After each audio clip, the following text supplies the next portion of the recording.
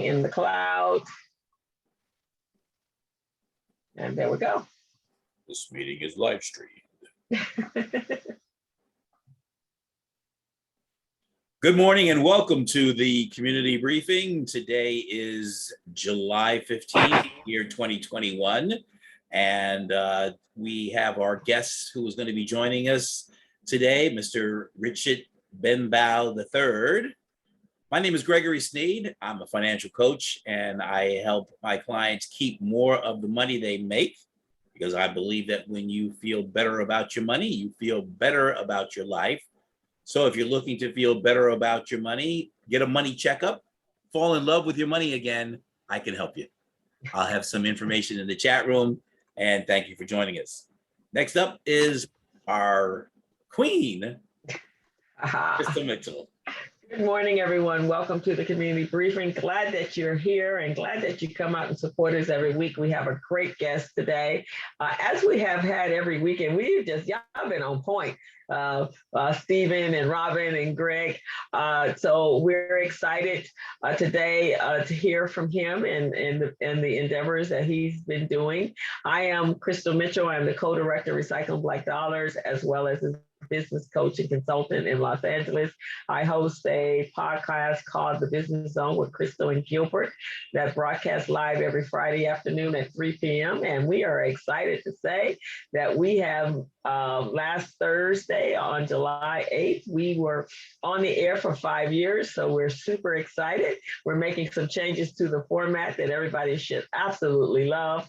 And I also this podcast or webcast called the Community Briefing every Thursday at 11 a.m. And then I do another podcast on Mondays called the Conversations on the Patio. And it's about retirement and what we need to do as entrepreneurs to make sure we're ready to retire. So glad to have you. This platform is there for us. It's for the community. It's called the Community Briefing. So this is the place where you come and hear our leaders, our stakeholders, our business owners talk about what's going on in our community, and you're getting it firsthand so that you're part of the planning of it. You're not on the menu of conversations. You are actually part of the structure of the conversation. So welcome and thank you all for joining us. Miss Robin.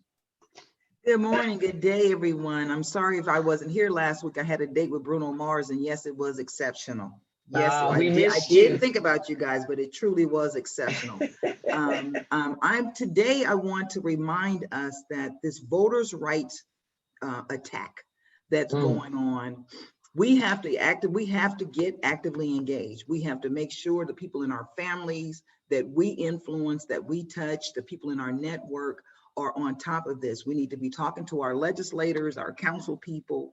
We need to be talking to any and everyone. Yesterday on CBS This Morning, they had Yolanda King on there. Joy Reid had her on the readout yesterday. And she talked about the fact that how people only take one line of her father's speech. And so she said that it's critically important that we understand those speeches, because when you listen to those speeches that were written many, many years ago, they are so very apropos to what we're dealing with today. So again, it's on us. You know, that's why we have this community briefing, bringing you all the information and the resources that we can identify. We ask that you let us know if we're missing the subject matter, or you have a speaker that you think that would be great. Let us know who that is. And again, the whole mission is to educate so that we not only can survive, but we can thrive in the new markets that are coming up. I'm Robin Billups. I'm the connector with the Billups Group. I am a business advisor and a consultant. I spent 30-something years in the banking industry, supplier diversity, and business development and marketing is my focus. Thank you. Great. And Stephen, are you going to go on the end again at the end? All right, fantastic. So welcome everyone who are joining us. Today is July 15. Our guest is Richard Benbow III. And by now, most of you should know your Zoom etiquette to remain on mute so we don't have the distraction of the noises and what have you. And if you have questions for our guests, please put them in the chat and we will get to them. Also, if you have a business or service, product, share it with us in the group, also in the chat. Right now, it is my pleasure to introduce our guest. It's Richard L. Benbow III, and he is the Regional Vice President, Pacific West of Western Governors University, the nation's first and largest competency-based university. And in this role, he combines his passion and innovation and information technology with his desire to serve and provide access to affordable, high-quality education for adult learners throughout this region. He's leading a team of strategy and operations to optimize the students' success, utilizing the university's platform, developing partnerships which drive value for employers and the students. His previous positions included being Chief Officer, Government and Community Relations with UCLA, right? Here in Los Angeles, not the UCLA back in New York, University of the corner of Lenox Avenue. The Senior Director and External Government Affairs, the West Region for Time Warner Cable. And he was the Senior Manager with the Los Angeles Franchise Administration and Constituent Affairs Department. He earned his MBA degree at the University of Michigan, the Stephen M. Ross School of Business, a Master's of Arts in Emergency Business Communications, Policy, and Strategy from the University of Southern California. And he completed his Bachelor of Science in Business Management and International Business from Howard University, also known as the Black Harvard, right? In Washington, D.C. Go Bisons, right? WHUR. Go Bison. All right. So please join me in welcoming Richard L. Benbow III. Hey, Gregory, thank you so much for the warm introduction, and thank you for the opportunity to talk about WGU. Briefly, in the remarks or the opening comments in my introduction, you rattled off a number of institutions that I have attended. And I would just start off with the firm belief, by evidence of all the institutions that I have attended, I firmly believe in the power of higher education. And I think particularly now for our community, it's important to address that. Before I came on today, I was looking at some statistics just to show or really familiarize myself with how relevant this issue is now for our community. Coming out of COVID, on the road to recovery, there's lots of talk about equitable access, equitable opportunity, and really the dynamics of the workforce are changing each and every day. And a lot of this is spurred by technology. And this is why I'm so passionate about WGU and the opportunities that it can present for our community.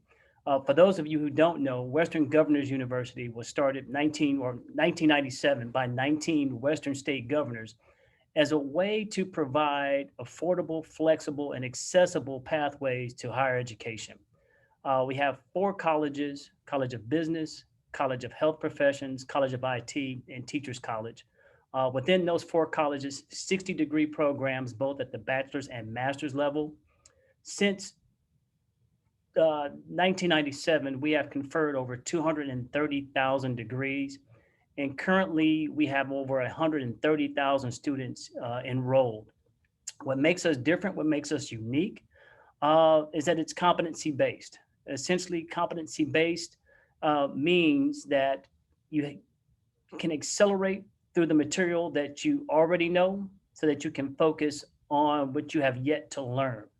We try to remove the barriers of time and finances and money, and remove those barriers so that folks can pursue their higher education endeavors. Again, from the competency-based model, the way that works essentially is if you feel that you can master or demonstrate mastery of skills and competencies associated with that particular course, you can simply raise your hand, take the final exam, and accelerate. Again, much different than the traditional model where it's all about seat time, and you can't really advance until 6 months later or the end of the semester, and once you have to take the final exam. With us, once you feel that you can demonstrate mastery of those skills and competencies, you can accelerate and move on to the next course. This really enables and empowers students to take ownership and agency of their pathway and their journey. And again, what makes us different is our prices are set on 6-month terms. So as many classes as you can complete within that 6 months, the price point doesn't increase. And so again, we're empowering those to take full advantage, to accelerate, demonstrate mastery of the skills and competencies, but ultimately be able to control the cost associated with their higher education endeavors.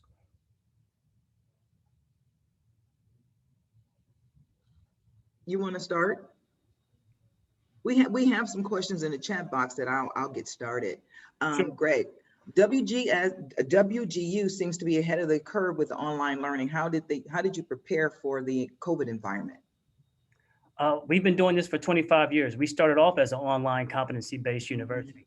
Again, we were looking for ways to leverage technology and create affordable, flexible ways to higher education. And so we have been online for the last 25 years.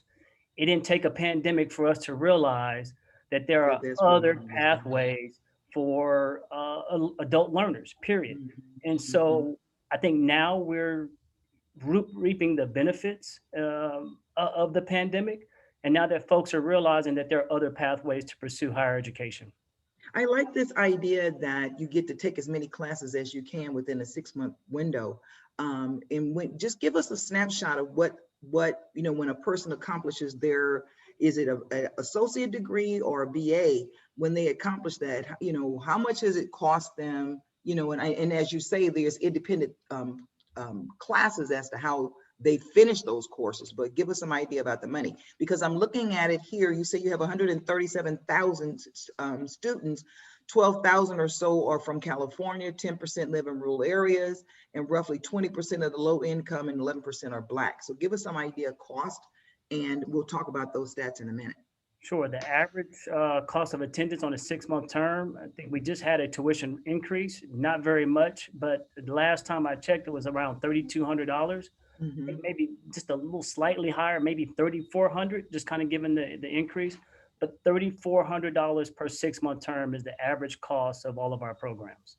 And everything's online, so there's no housing and all of that, those other expenses. Now, Absolutely. Let me ask you a question though, or when you because it's online, what about the book system? Do you have to buy these books? Do you rent the books? Do you, because that's the other expense, right? Exactly. All of that is included in your fees, in the tuition. So we don't make any money. We're a nonprofit, and that's the other thing I failed to mention. We are a nonprofit university, and so very student centric, and again, focused on removing those barriers that prevent the adult learner or even just the average person from pursuing higher education.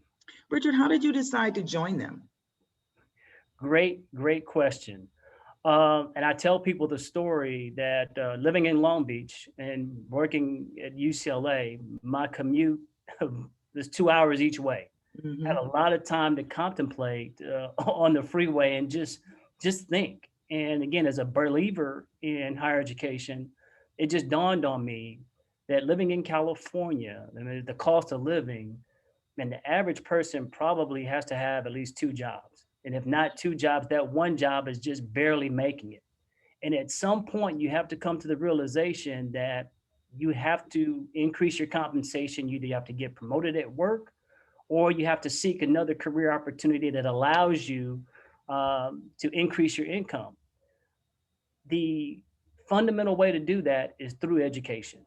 So if you don't have your degree, you've got to figure out a way to get your degree. If you already have your degree, then you're looking to pursue a master's degree, again, to get that career bump or that career jump. Well, driving on this commute 2 hours back and forth, I realized if you're working and you're a full-time employee, you've got traffic.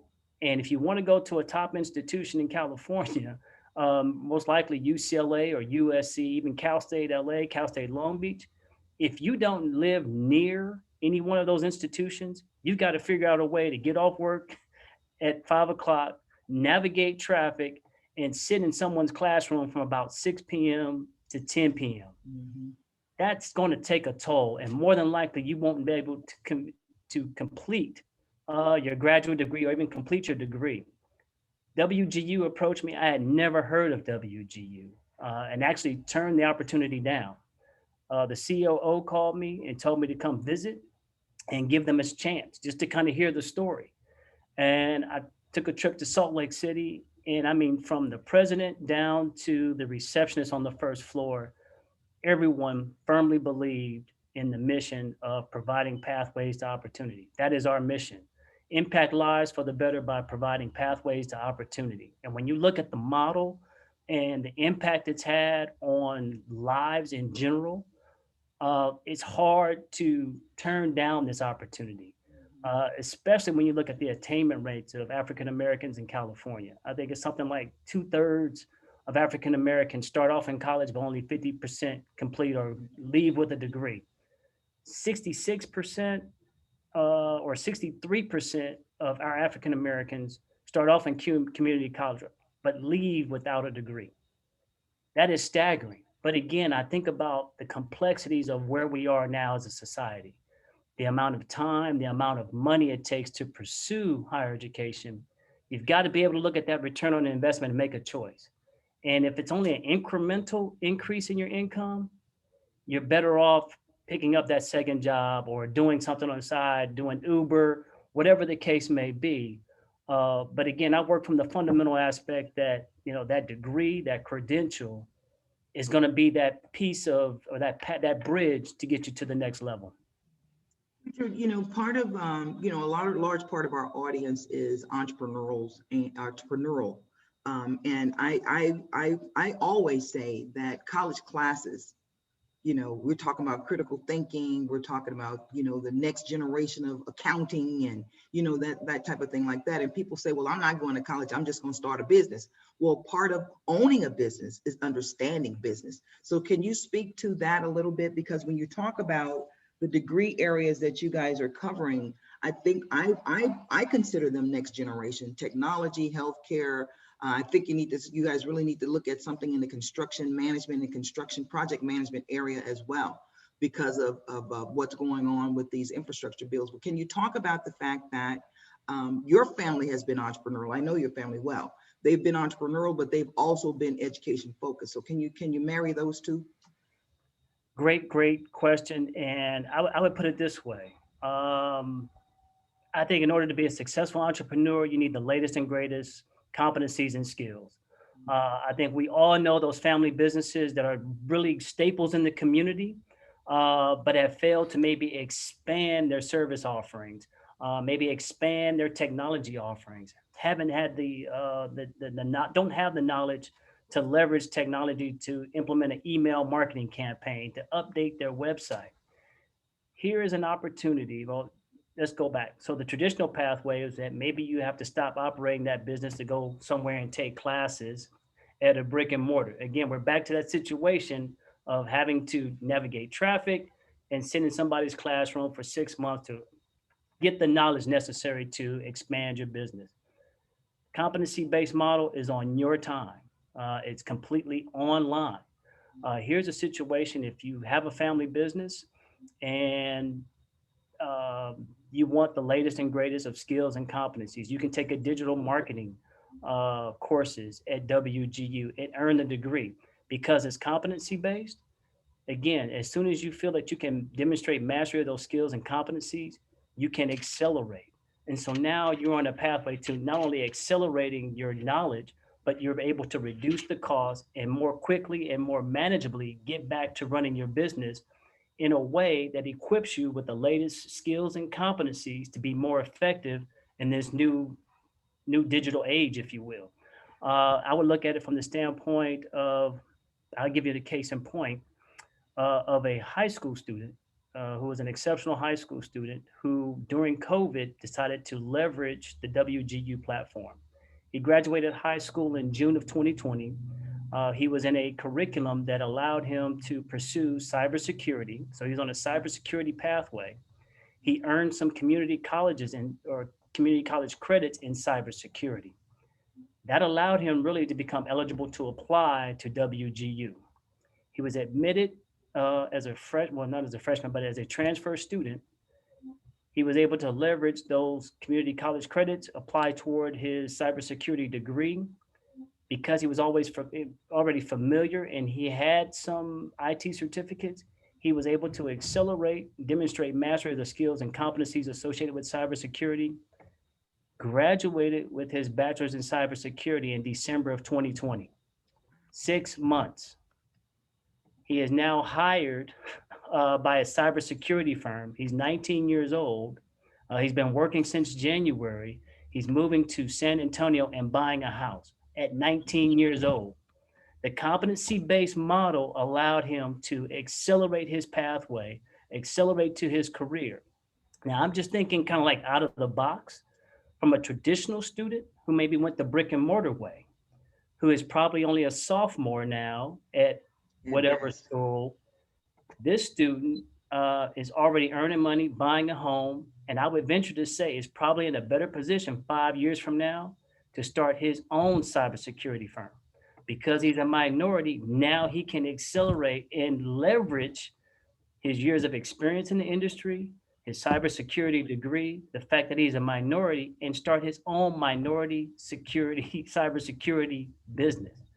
That is the power of the competency-based model, I like that. accelerating to opportunity and really and having agency of what you can do with that knowledge and those skills and competencies. So Richard, are there, when we're talking about Southern California in particular, I know everything's online. Is there a quad? Is there a building? Is there a location here? How do people engage with staff over and above online? And then the other thing that I want you to speak to, which is what you just responded to, we have a host of adults on here who may have not completed their AA degree or may not have completed their undergraduate degree or may have completed their degree and have work experience.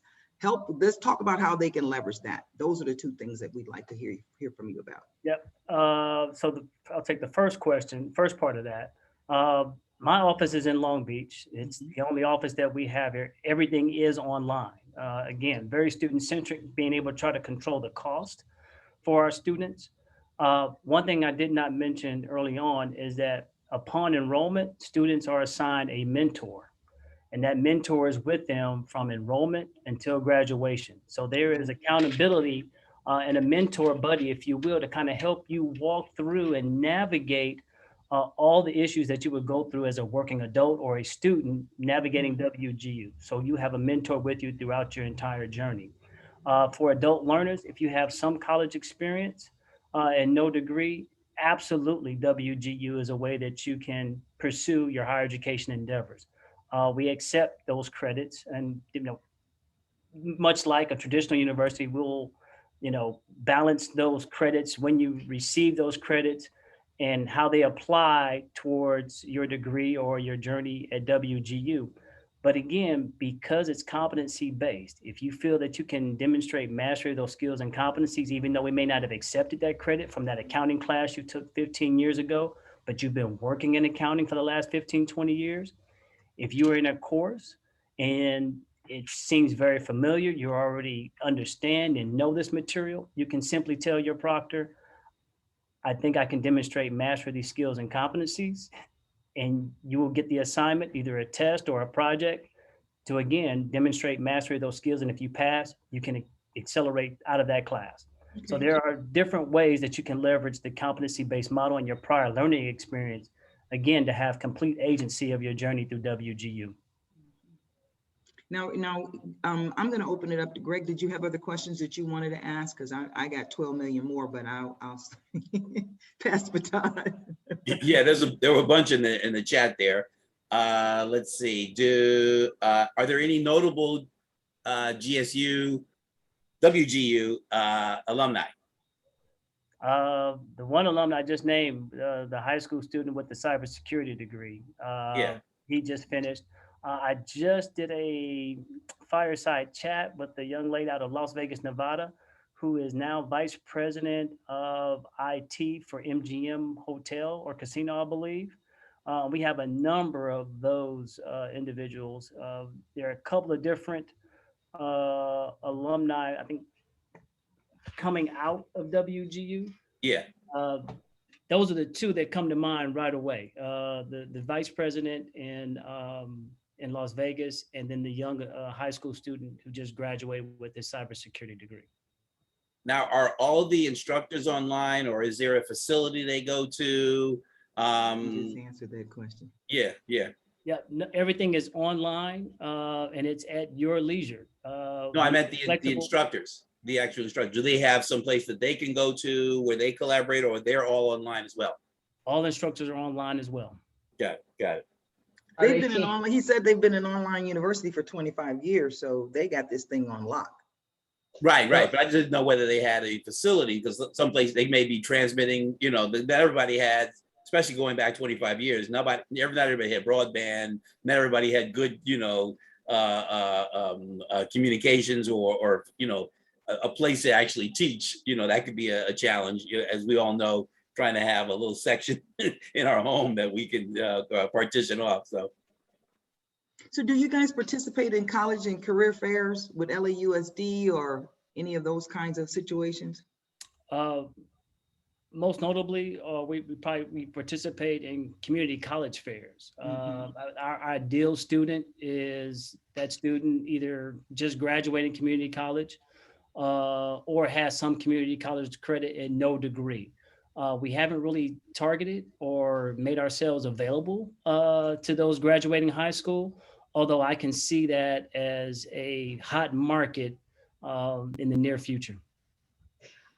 Years ago, in 2013, I sat on a group with the Milken Institute, and they talked about what higher learning looked like for our young kids coming out of high school, and the cost of college and how it sets kids into debt way before they get finished. And they were talking about 2-year certificate programs versus going to junior colleges and then 2-year certificate programs in their area of expertise. So would this be comparable to that, or is this something unique into itself?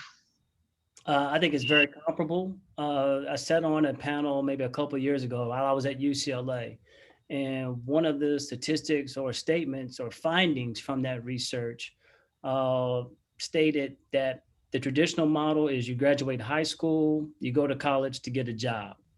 The new model going forward is you graduate high school, you get a job to go to college. And when I think about WGU was like a hybrid between those two models. And again, because we were, initially created for that adult learner with some college and no degree. Again, we haven't really ventured into that space yet of tapping into accepting those high school students right out of high school. But there are rare instances where, again, they have that community college credit already on their record or their transcript. And in California, there's probably lots of those because of the dual enrollment program. There have been instances where those students are accepted into WGU. But to your point, as we look at this going forward and the time and the period and the opportunities that high school students and the shift in the labor market, the WGU model, I think, is one that is perfectly built and set up for that individual who's looking for something a little bit more flexible, a little bit more affordable, that again allows them to work full time and pursue their higher education endeavors.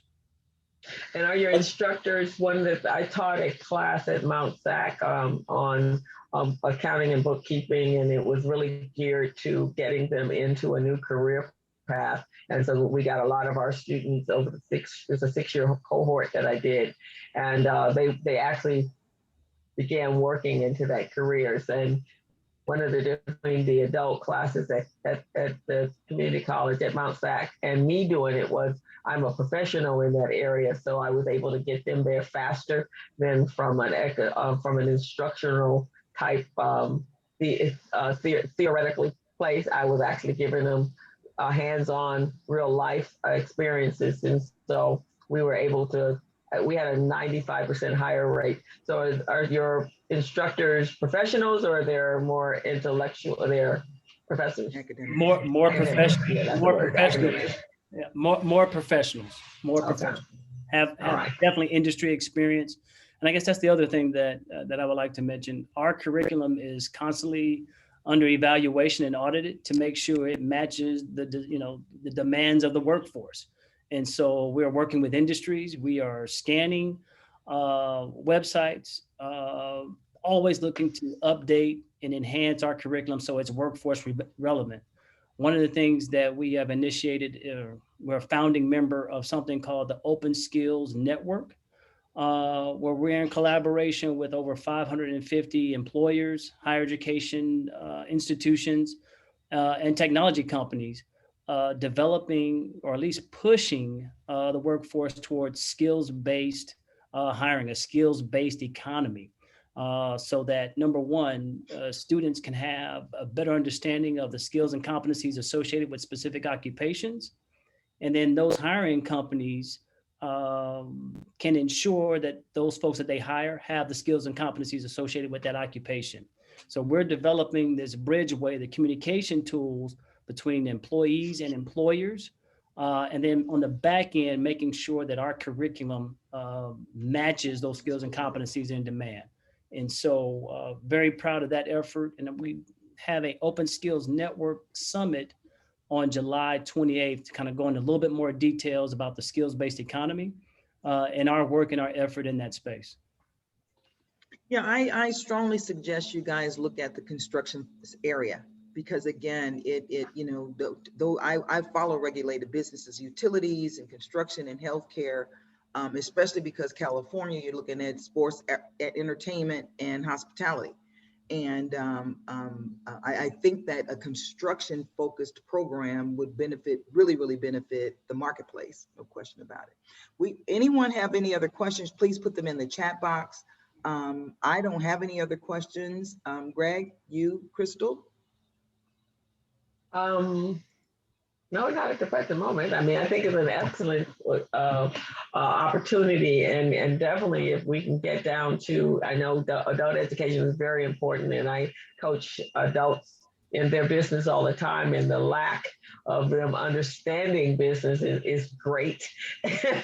and some of the things that we recognized during COVID was especially from the financial business literacy, just not understanding that at all. And so even when I teach individuals how to use accounting software tools, I have to really first do a whole course, a lesson on accounting, so that you'll understand why the software works the way it does. So I think that's excellent.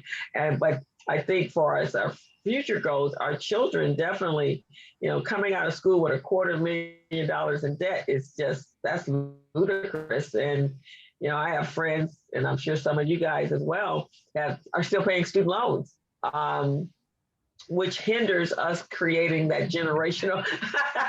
Yeah, one of my business partners, he's been out of school 3,000 years ago, and he still owes money to his university. So, so we definitely have to figure out a way, especially for our people, because it's already difficult.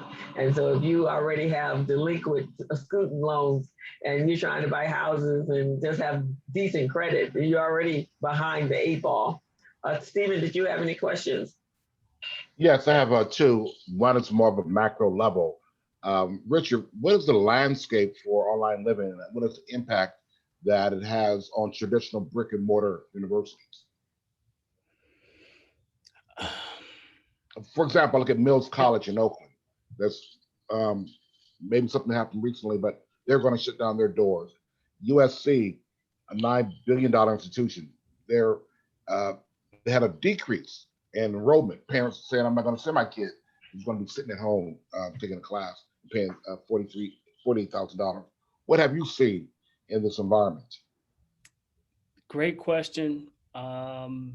I think there's been a shift, an obvious shift that has been brought on by the pandemic, right? With the escalating cost of tuition, employers not necessarily seeing the skills they would like in new hires graduating college. There's been a little bit of tension kind of brewing as it relates to the return on investment, and even employers not seeing the skills they desire. The pandemic kind of accelerated that. And it really started with this younger generation of students really evaluating whether or not they would like to sign up for that debt. I think USC is what, $50,000, $60,000 a year. And then again, I think folks have been able to create their own pathways through the use of technology. And you look at, the founder of Facebook and Bill Gates, right? Those who did not graduate from Harvard, but have created their own pathway through the use of technology. I think this younger generation who have been very familiar with technology, are not intimidated by technology, see a different pathway. And I think that's probably what's happening right now, where they're really considering whether or not going the traditional route is worth it. I think this is a microwave generation where they're looking for that return almost immediately. And they're more experiential learners, if anything else. And I use the example of my daughters who had iPhones that come with no instruction, right? They pick it up and it's all intuitive. And that's how they learn. They learn by doing. And so when you have a generation of these iPhone users and technology users, and you put them in a situation where you say, sit in a classroom for 6 months, and actually not even 6 months, maybe 5 to 6 years, take on this debt. And I think in California, the average is around $30,000, $40,000, total, maybe even more. And then the payoff may come 2 to 3 years after that. This generation doesn't want to wait, 7, 8 years for a return on investment. They want immediate return, immediate results. And so they're looking for different pathways. And I think, again, the pandemic kind of brought this on, maybe accelerated, highlighted some deficiencies that we have with the current model. And so, students are looking for different pathways. Okay. And we're seeing that in the decrease in enrollment at Mills. And fortunately, Mills may have to shut its doors, even USC, because the enrollment is just not there. Yeah. And the second part of my question, again, in my background, I taught at UCLA Extension, a number of community colleges, and there's other people on the line that have also in the past have been instructors and teachers. What opportunities are there at Western Government University for teaching? What disciplines are the greatest demand? I think the demand, at least what we've seen, I think there's going to be demand across all fields. This year was a trying year for Teachers College, simply because of the pandemic, and there weren't a whole lot of folks, without understanding what was on the other side of this pandemic, signing up to be teachers. I think that will be reevaluated now that we're coming out of the pandemic. IT has been, one of the more in-demand fields, not only from an employment standpoint, but also from a teacher standpoint. And then business in general, because the landscape is changing. I think folks are looking towards, business opportunities, fintech, finance, digital marketing, accounting seems to be an in-demand field. And so those areas are definitely growing. And I would say even health professions, from the standpoint of the technology being able to change the landscape and the workforce associated with becoming a healthcare professional. So across all of our colleges, we're seeing some growth and some demand. Okay. And how do we find out about these teaching opportunities? I would say just visit the website, the wgu.edu. Okay. And I know that the university was founded by 19 to 20 different governors around the country. What is California doing in this particular space? Governor Newsom. Yeah, California is venturing into the competency-based education through their institution, CalBrite. But I also know that the California community colleges are developing their competency-based education curriculum.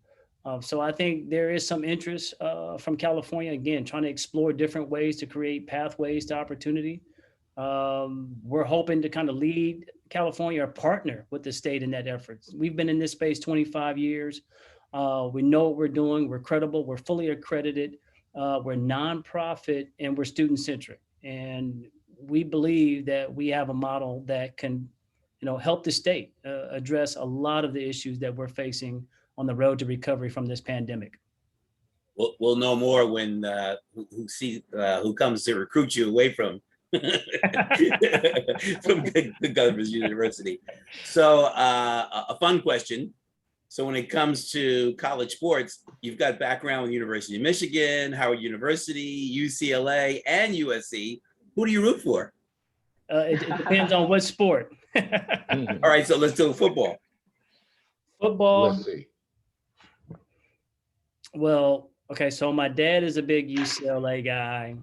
My uncle is a big Washington guy. And growing up, I was a Florida State football fan.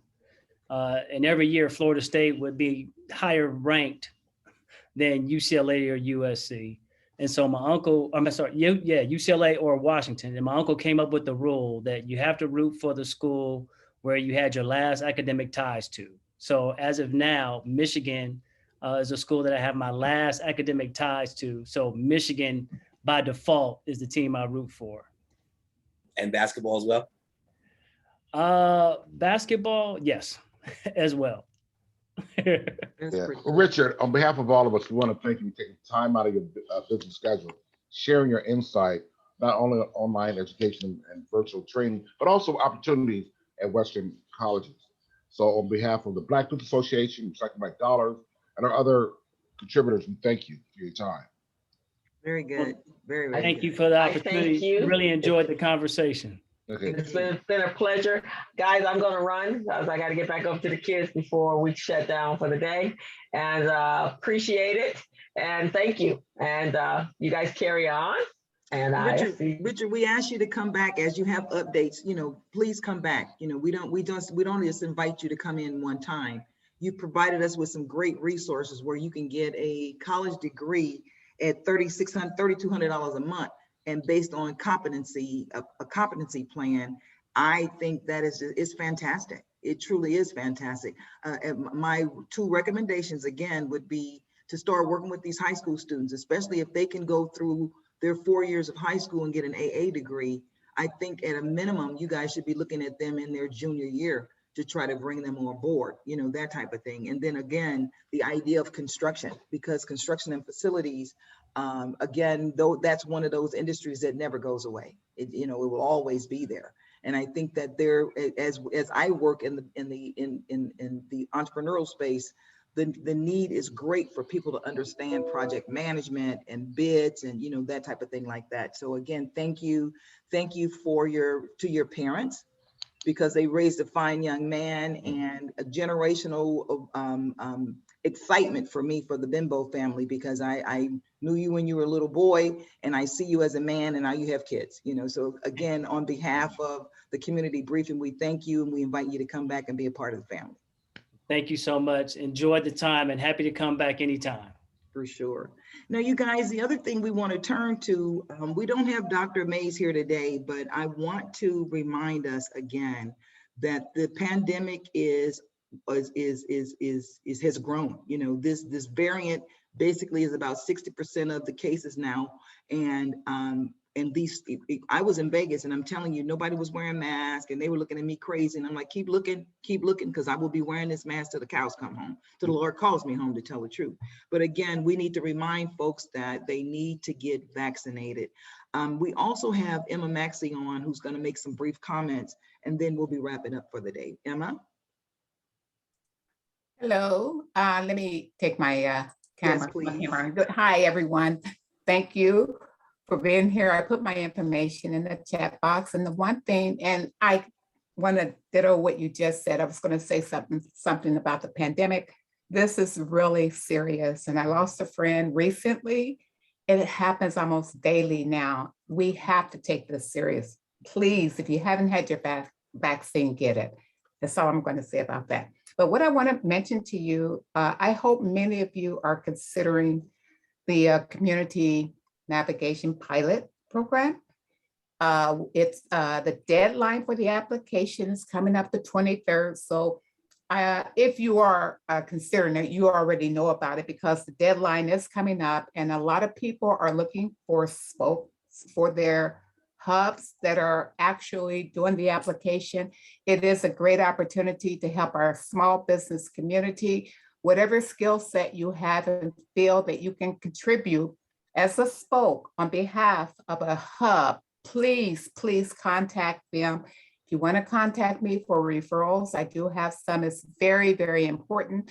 We can help our business communities in a lot of ways that you will be surprised. If you have anything that you can contribute to educate, to provide information for training. And this is what this program is about. It's a 2-year program. We have over $100 million across this country. And each hub can get the money and up to $5 million. Again, it's a 2-year program.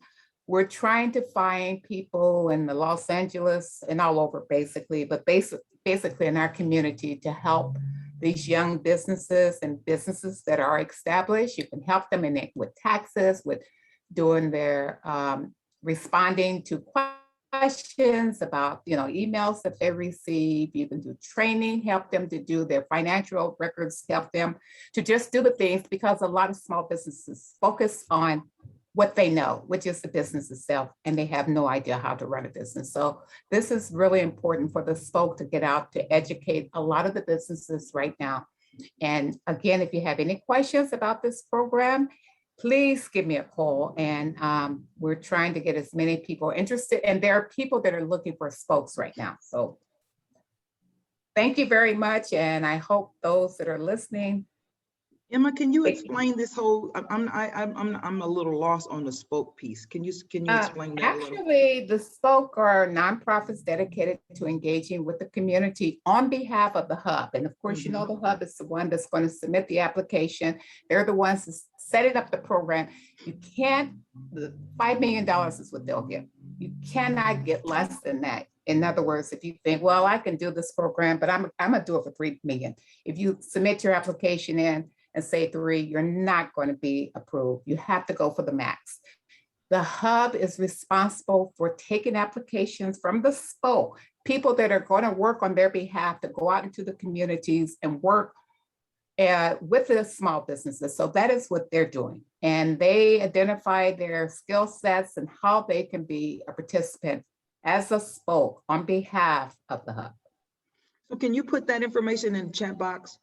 I can. Is there some separate information for that application? I can put the link in the chat box. That would be great. Yes, and I'm just going to refer you right now to the sba.gov because it's so late, and put that in there, and it will bring up all the really basically, I'll put in the Navigator pilot program. It will bring everything up, and there's a tutorial that will help you with the application because you must go through SAM.gov to register. So I know I'm speaking fast, but I really think this is one of the most important things if you're interested in this program, to get out there and help your communities. And I will tell you, a lot of different groups are working collectively, and I want it to be diversified, and we're talking to every chambers in the state. So please, if you can, participate.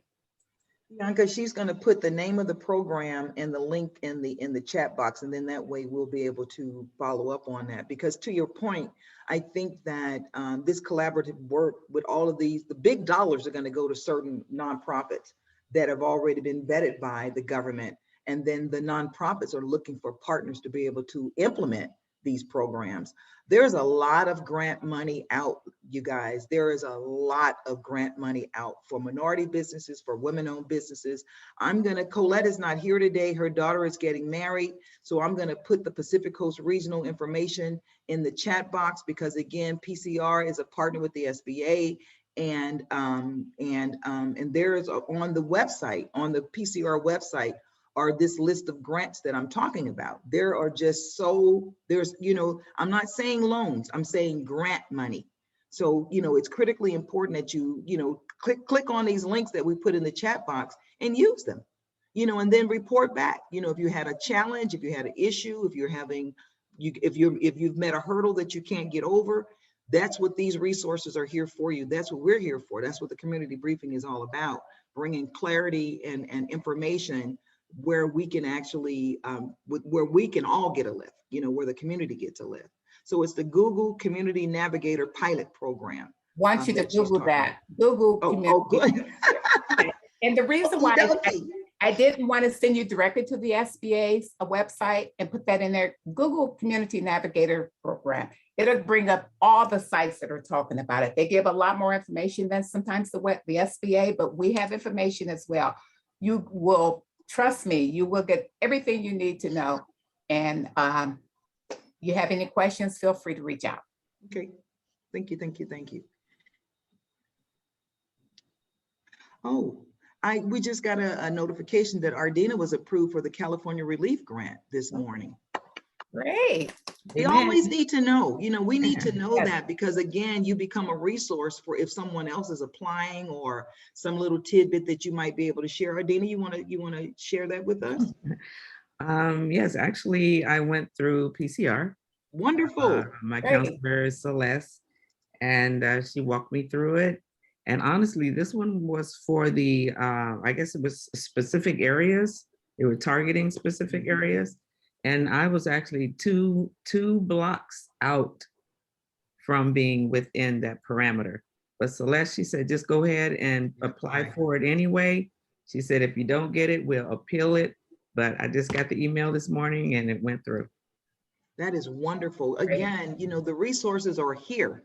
And so thank you for sharing that, Ardina, because again, people need to hear some success stories. And then, again, I want to thank our regulars who are here every week, imparting information, throwing questions in the chat box to help this program move forward.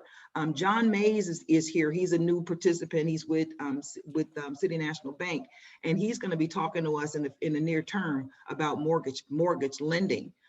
Again, we want to thank you guys for your time. U.S. Bank, thank you. Oops, excuse me. See, I get caught between the two. And I spent 13 years there, so I should know better, right? But thank you, John, for correcting that. John and I have been talking offline, and he is going to come on and talk about the mortgage industry.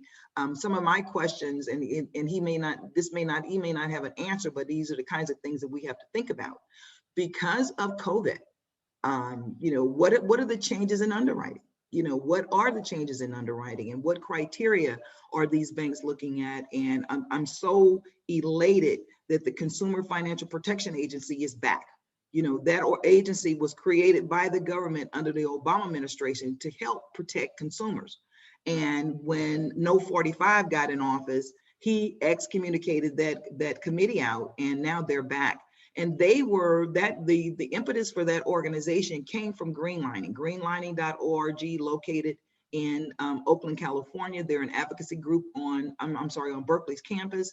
But Barney Franks working with Bob Gnezda is the reason why that came about. And so again, I'm really, and if you guys aren't familiar with it, get yourself familiar with it. Because if you have challenges with anything focused on consumer needs, banking, healthcare, anything, this is the organization that is there to advocate for us at a very, very high level in the government. And then Michelle, you want to share your success? Yes. Hello, everyone. Michelle Moore-Bell. I did receive a grant also from the California Relief for Beauty Salon on the Block.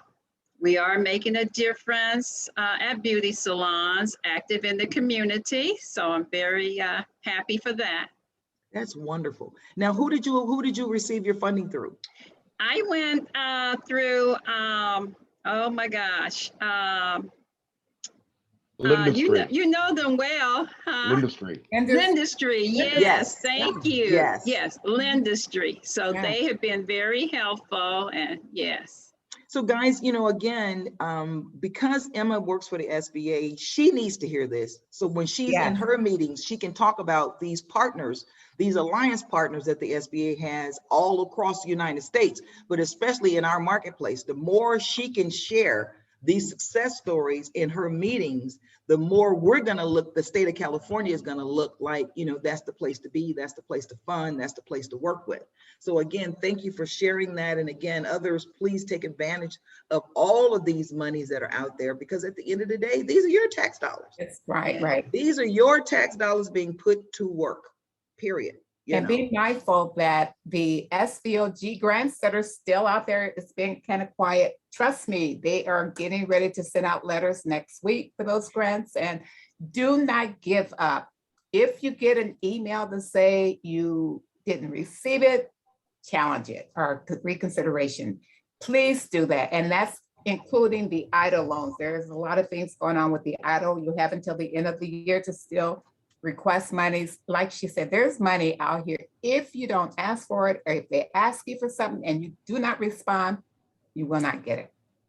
So please take advantage of every opportunity that's going on You know, right now. and with these processes, understand this, that you have to answer every question, even if the answer is no.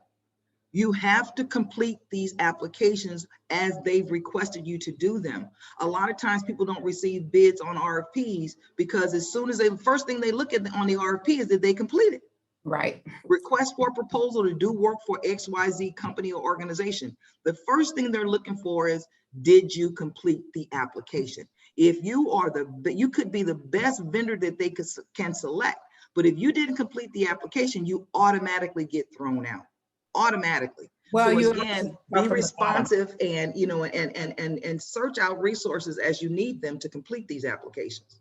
One more thing real quick I want to say, and I know you have to go. Anyone that did a PPP, and I mentioned several weeks ago that if you made an error on your forgiveness letter, you can't do anything about it. The rules have changed. You can do something about it. So if there was an error, maybe you said, I got $1 million when you only got $100,000 and now they're going to give you a loan for $1 million. You can correct that. So please go back and contact us and we can help you with it. So you can be forgiven on your forgiveness. Yes, it can be corrected. Yes. Well, you know, and you guys, and the thing is that we always have to remember, pre-pandemic, none of this stuff existed. That's true. None of this stuff existed. And you think about it, the government systems are, you know, from the 50s and the 60s.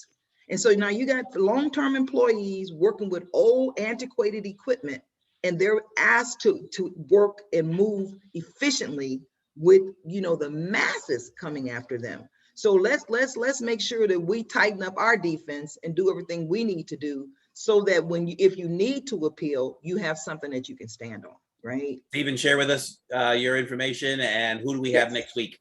Yeah. Again, Stephen Turner, I'm the managing principal of the State Group. We're a risk management insurance firm specializing in workers' comp, general liability, business insurance. Next week, we're fortunate to have Attorney Falkenberg from Atlanta, Georgia, as well as here in LA. She'll talk about the new Black Hollywood that's taking place in the South with Tyler Perry she's worked with, as well as TD Jakes. And she's talking also, I spoke with her earlier today, she's talking about the Cannes Festival. And so tune in to next Thursday, July 22nd. And I thank everyone for coming on the show today. Thank you. Have a good one. All right. Thank you.